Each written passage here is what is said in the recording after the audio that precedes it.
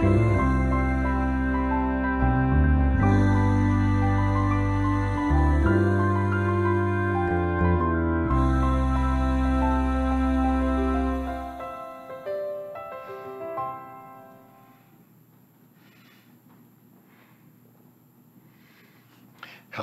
and welcome to Book Circle. I'm Earl Weinberg. This time we will continue our reading of Aunt Jenny and the Delayed Quest by Jim Burroughs.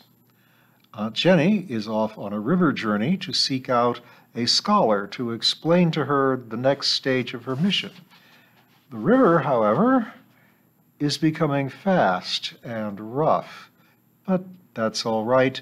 One of the people on the ship, the owner of the ship, is a moon goddess. Soon the shores became rocky, the river narrower, and the current faster, adding even more to the hind's speed. The bow began to rock up and down. The river was turning into rapids. The ship's lines began to creak and groan. Water slapped the hull. Ahead, Jenny could see rocks amid the rapids, and as it reached them, the hind began to leap and buck, arcing out of the water and back down, lifted and protected by Ashetta's lunar globes. Soon, water was spraying constantly from the bow, and the glow surrounding the ship took on the appearance of a transparent blue shell, skimming down the roaring cataracts. The central globe, on its post amidships, held a raging blue fire. "Well, the flume ride has nothing on this," declared Aunt Jenny. "Flume ride?" asked Morwenna. "A ride at amusement parks. Let's see. We have places that are like a permanent fair, a park where people come to be entertained, often by doing things that seem dangerous and exciting. One such entertainment is riding in something like a hollowed-out log or a small boat down a flume, one of the water-filled chutes used to carry logs to a mill. They might travel down 100 yards or so. I should have realized that a ride that an immortal goddess would call fun, and especially an adventure, would make such a thing pale. Oh, my dear—" Aunt Jenny went silent and grabbed Morwenna's arm, wide-eyed as the hind, true to her name, leapt over the edge of a waterfall at least the height of any flume ride she'd ever seen. The ship landed in the river with a great crash that would have sent Aunt Jenny to her knees if it weren't for Morwenna holding her up.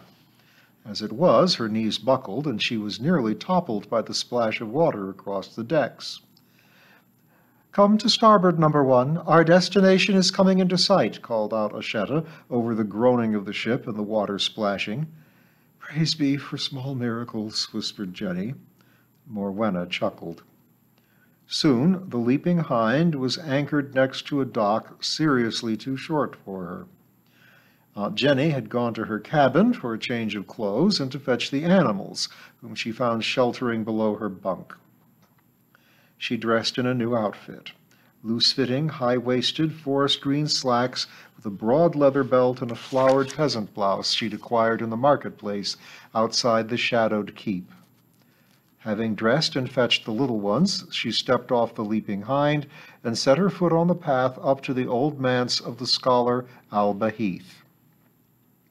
There were two paths from the small dock to the manse, a winding wagon track and a steeper, straight stairway paved with stone. They chose the stair. Three insisted on scouting ahead, dashing up, and then back down to them. Aunt Jenny followed, setting the pace for all. Rudy, on his new red leather leash, and Big Tom flanked her. Ashetta and Morwenna, bows slung over their shoulders, followed side by side.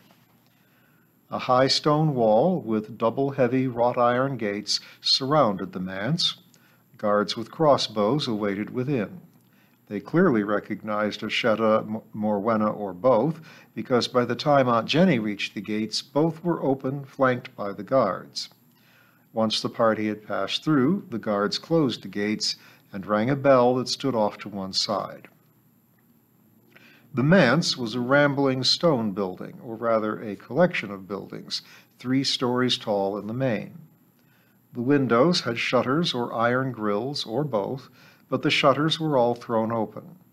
2 more guards opened the heavy oak doors of the manse and stood aside. Within, across a broad entrance hall, Aunt Jenny could see a confident figure descending a stairway. "Come in," he called. He reached the foot of the stairs as Aunt Jenny crossed the threshold. He was tall, with a neatly trimmed, gray-streaked beard, and dressed in a long black robe that reminded her of a priest's cassock, or the long coat that young fellow wore in the Matrix movies. His face was long and thin, his features sharp, and his eyes so dark the irises almost faded into the pupils, giving him an intent, interested look. Chapter 7. The Tales of Alba Heath. Good day, Mr. Heath. My name is Jennifer Winston. I'm the grandniece of little Jenny, or young Jennifer to some. I find myself on a surprising journey, and my friends here," she gestured to Ashetta and Morwenna, "and others, have suggested that you may be just the man to help me understand it better. I apologize if I have violated the manners and traditions of these lands, but it seems that now is the time to be plain spoken." Their host smiled widely and with genuine amusement at Aunt Jenny's little speech. "How refreshing, and if I may say so, so like your great-aunt.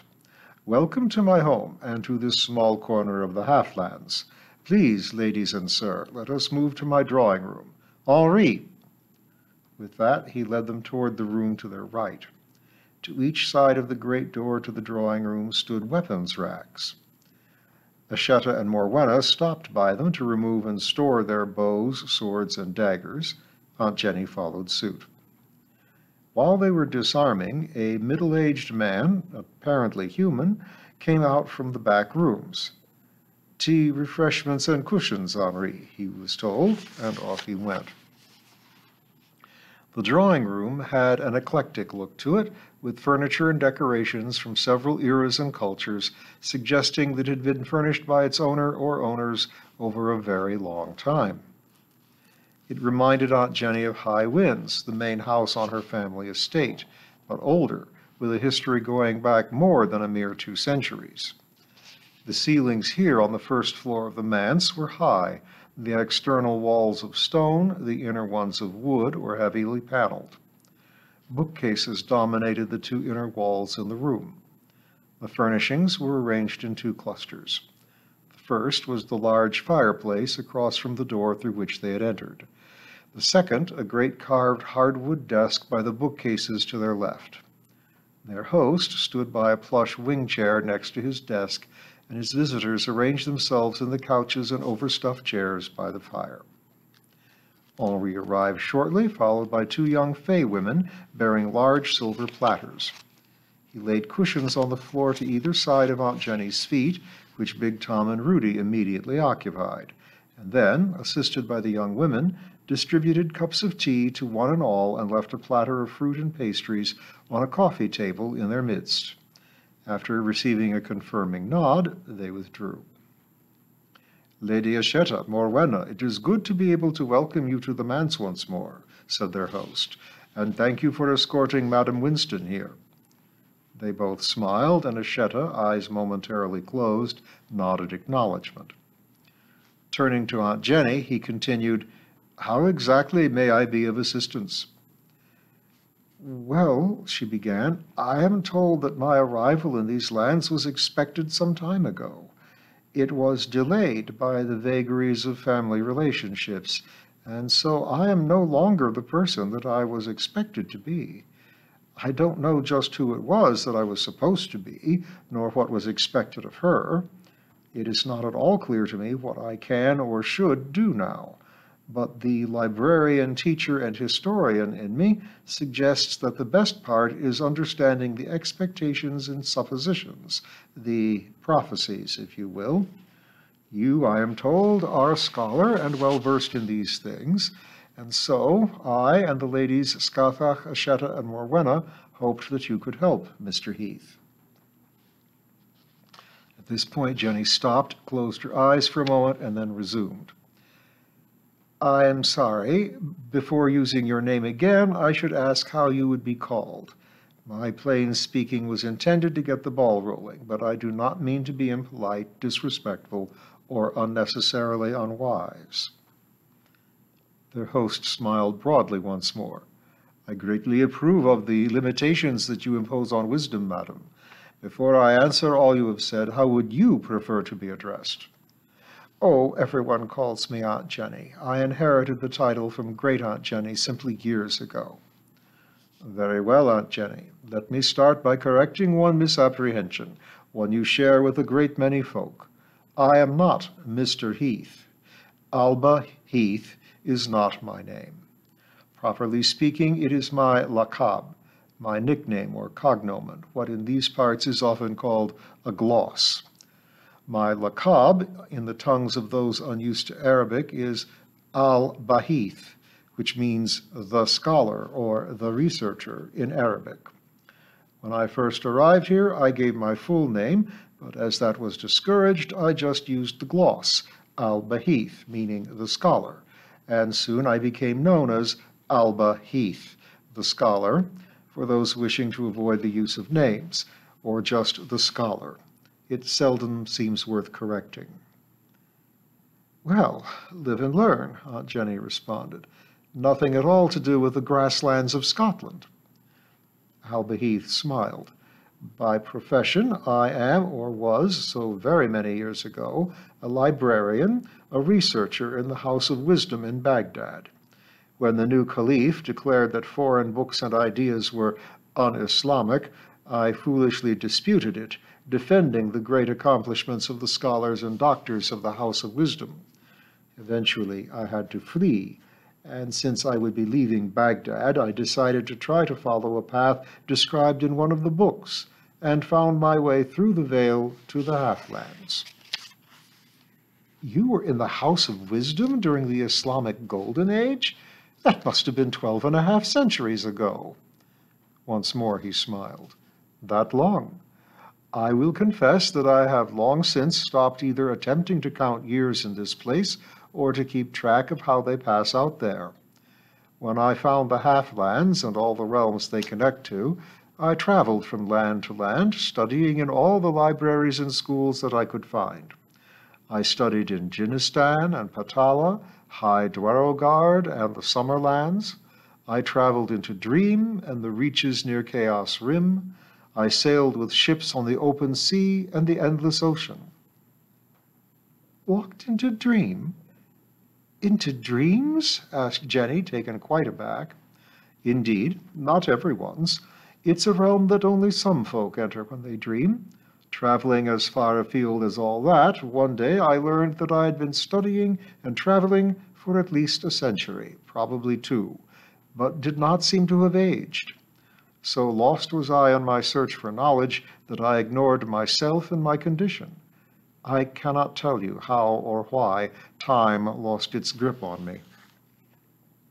After 7 or 8 centuries, my travels in the paths between worlds started taking me back to those of my birth, the mortal lands, and I began to acquire a few other travelers, folk who did not fit their world or time, an opera star here, an ambassador there, now a soldier, then a spy. For a while, folk, even those with connections, could disappear without raising too much in the way of suspicion. But eventually the secrets of the paths became too hard to hide from scientists, skeptics, and the world at large, and so we had to stop. Lest the Halflands be overrun by mortals? Asked Jenny. Yes, that, and worse, lest the folk like the false Rahab be loosed on earth. Should she bring war to mortal lands, and they in turn respond with modern weaponry and in modern hordes, 'twas not long before you folk invented world wars. The marches need warding, and so I accepted a commission as a marcher lord, and the company and I settled here. Marches? People have spoken of them, but I'm not clear on what is meant, said Jenny. The marches are the verges or boundaries of the Halflands. The primary ones are the Chaos Marches and the Mortal Marches. The Halflands, like the Mortal Lands, lie between the realms of Chaos and Order. Chaos, as you might expect, is a realm of energy and potential. Order, one of forms and rules. Chaos seeks a form. Order seeks to impose form and rule upon chaos. Earth and the Halflands lie between. the half-lands closer to chaos than order. The mortal marches are the edges where it is easiest to pass from the half-lands to the earth. The chaos marches are those where order has even less grip than here. If the half-lands are more magical, enchanted than mortal earth, chaos is the wilds where magic is beyond control. You mentioned Chaos Rim earlier, asked Jenny. Is it near the Veil, or as close to chaos as one can get? The latter. The Veil is the near border, the rim, the far. We speak of the veil between worlds, that is, thin in places, and can be pierced. And conversely, the veils, the valleys between the worlds, with paths wending their way through them from half-lands to the mortal lands, both veil and veils are ways our minds can comprehend the verges. They are constructs that we use to explain to ourselves what we see when someone alters how the laws of order influence them and steps out of one world to travel to another. Aunt Jenny looked puzzled by this. Alter how the laws influence them? Yes, for that is how walking the paths actually works. Laws controlling each realm, their physics and metaphysics, differ. The realms are not so much different places, but whole worlds or universes, if the word makes sense in the plural, in the same place but obeying different rules.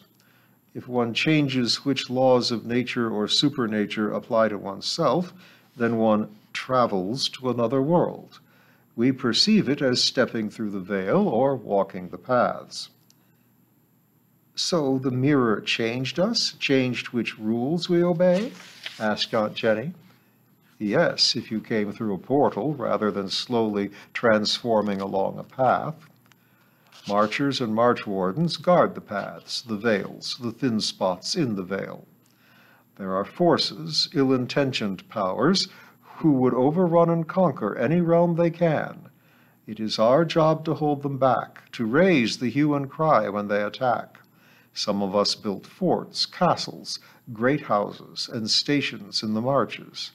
Others patrol, walking the paths and veils, or riding them on marcher ponies. I see. And did she who was once a dragon and her forces attack across or through the marches? Asked Jenny. Yes, she is one of the oldest powers that wish to conquer realms, and of late conquering the half-lands, from which so many other realms can be reached, has been her goal. Near half a century ago, she made her greatest ever attack.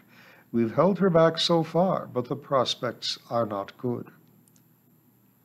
And this, then, is where I and my tardiness come in? A shiver ran up Jenny's spine. Somehow I was supposed to help in holding her back? I believe so. There were prophecies made long ago, stories of a last great queen of Avalon, the 12th beyond the 11. She was to be human, young and valiant, a great leader and an inspiration. She would wield 2 great artifacts and aid the young prince in obtaining the 3rd artifact. Together, wielding the 3, they would defeat the Dark Queen. Ashetta sucked air in through clenched teeth, and Alba Heath corrected himself. I'm sorry, my lady. My words were ill-chosen. The false Rahab, who was once a dragon. The 2 would hold the false Rahab and her forces back, vanquishing and expelling her. Aunt Jenny hesitated, considered asking what had troubled Ashetta, but thought better of it.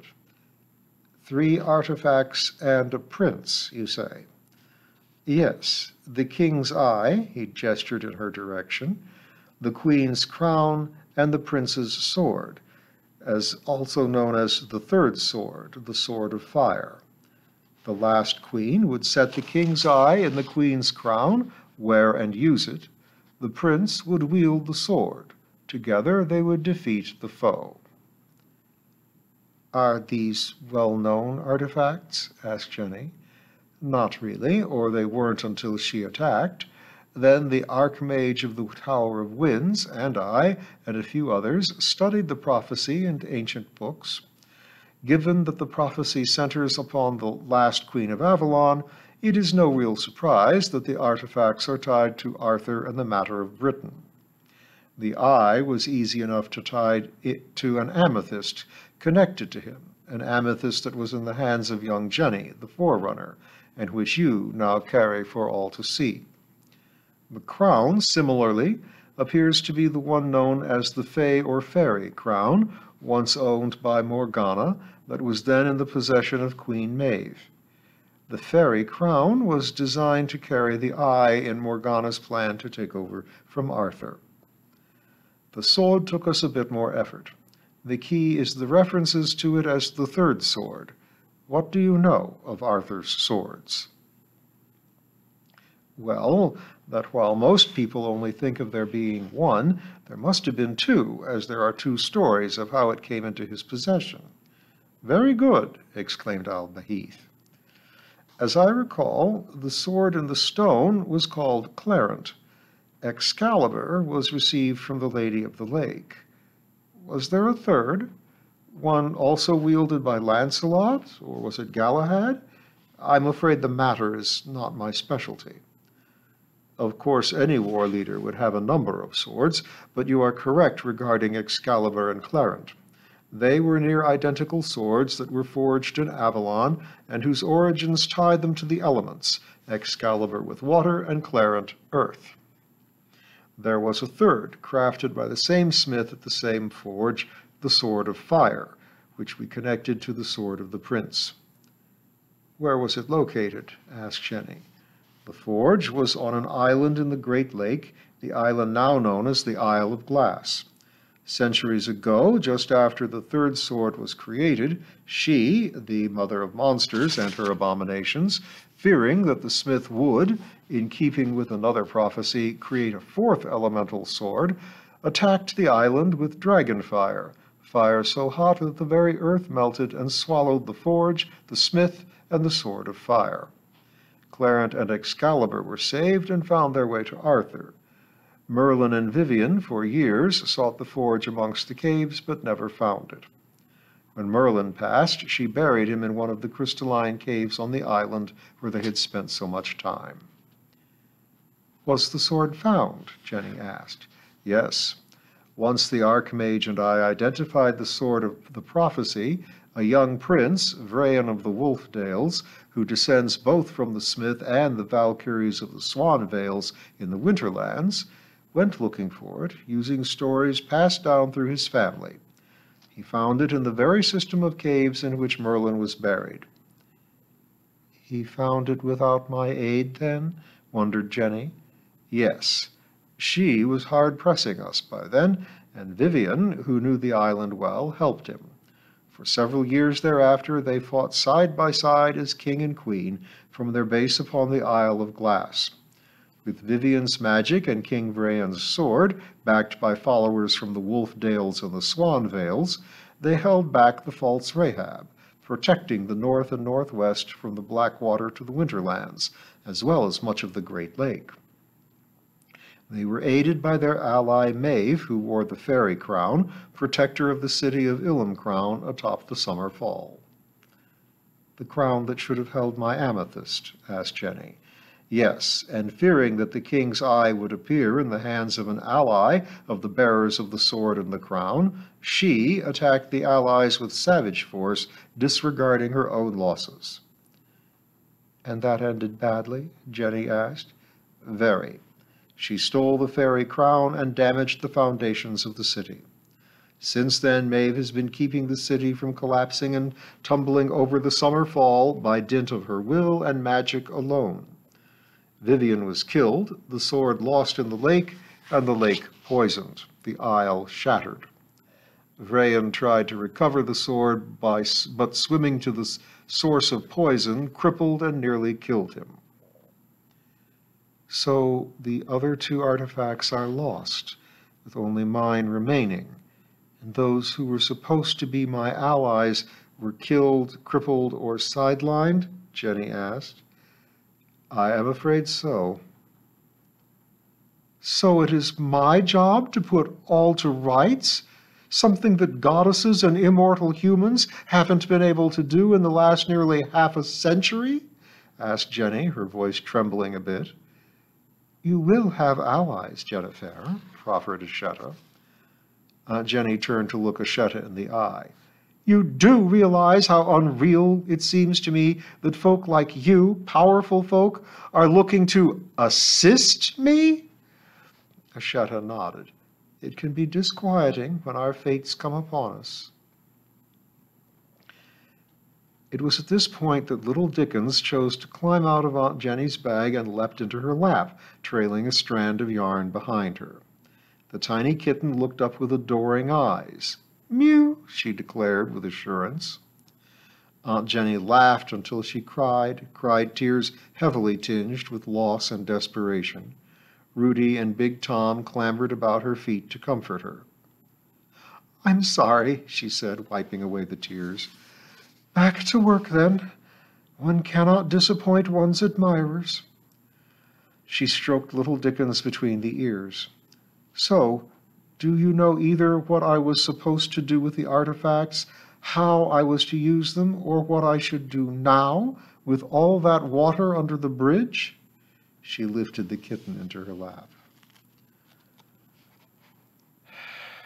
And we'll find out the answers to those questions, or the beginnings of those answers, next time.